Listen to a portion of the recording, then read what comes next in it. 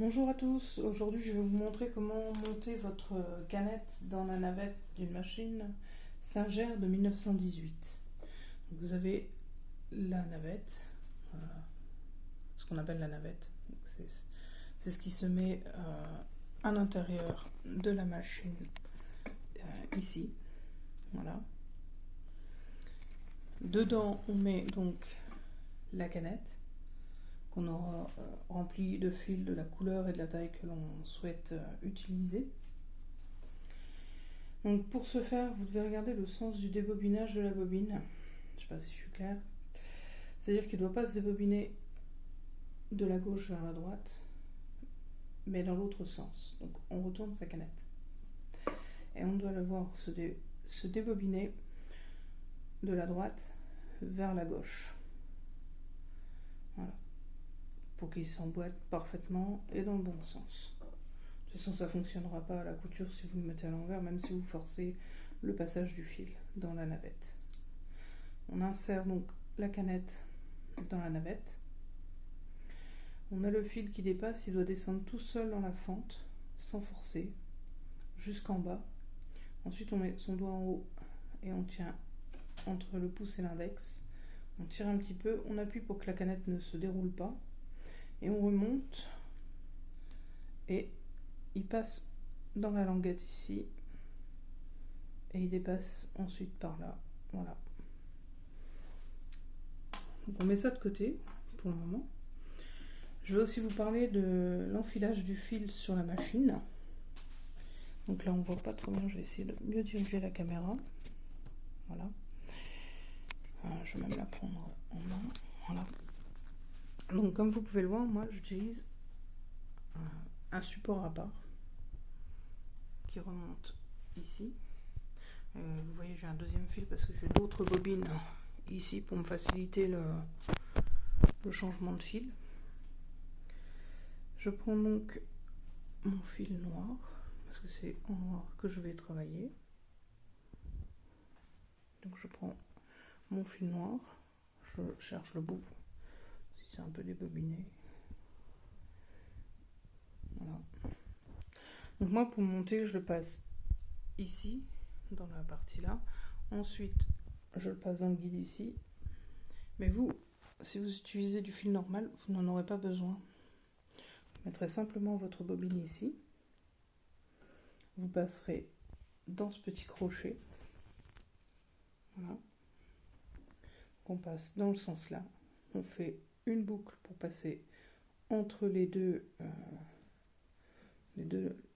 rondelles de tension. On remonte en restant dans le petit ressort ici. Ensuite, on passe dans le pied. On redescend dans le guide suivant. Il y a encore ici un guide. Et seulement après, on passe dans l'aiguille. Voilà, donc je vais essayer de positionner ma caméra pour que vous voyez comment on fait.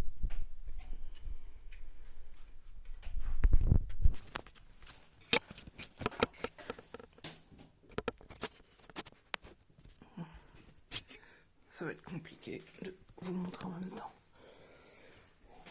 Parce qu'il me faut mes deux mains.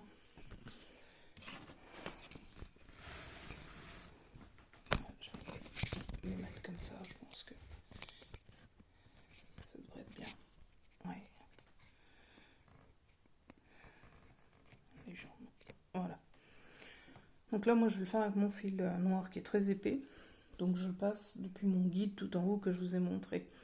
Et si vous utilisez du fil fin, normal, avec des petites bobines qui tiennent sur le pied, donc vous avez juste à le mettre là. Et ce guide là, c'est un ajout de ma part. Voilà.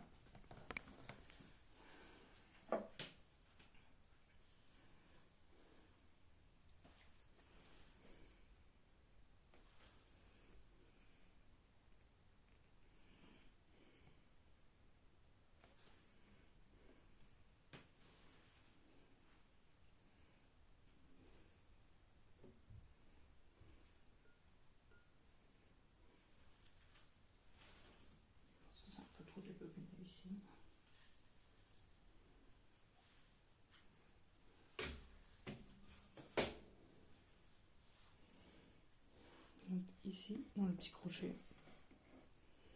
On passe entre les deux rondelles de tension. Voilà. Donc comme je vous le montrais dans le petit ressort, dans le pied, on va essayer de filocher.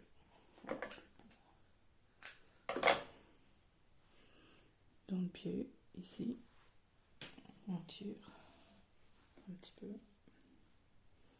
Dans le guide qui est ici sur le côté.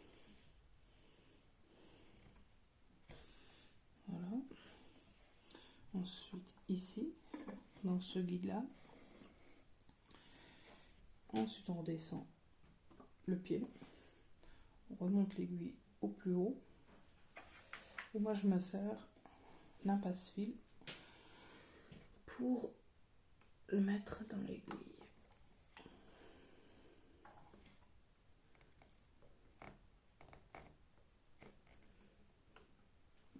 Voilà.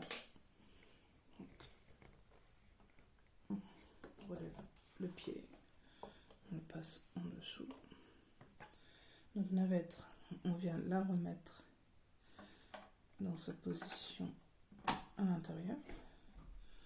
On remet le fil dedans. On évite qu'il se coince dans le bouton.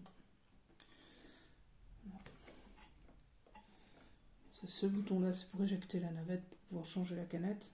On évite de faire passer le fil dedans pour éviter les nœuds et puis qu'il actionne le bouton par accident. Voilà, on referme. Maintenant, on va faire remonter le fil de la canette.